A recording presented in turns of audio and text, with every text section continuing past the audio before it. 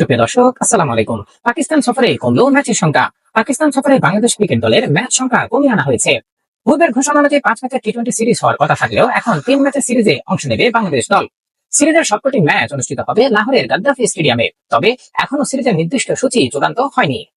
পাকিস্তান সফর নিয়ে চূড়ান্ত সিদ্ধান্ত আসে গতকাল রাতে দুবাইয়ে অনুষ্ঠিত এক বৈঠকে উপস্থিত ছিলেন পাকিস্তান ক্রিকেট বোর্ডের chairman Mohsin Naqvi, Bangladesh cricket board BCB সভাপতি ফারুক আহমেদ এবং cricket operations chairman Nazmul Abedin.